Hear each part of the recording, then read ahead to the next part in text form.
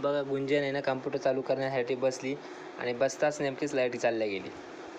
एका हाताने ती बिस्किट खात होती.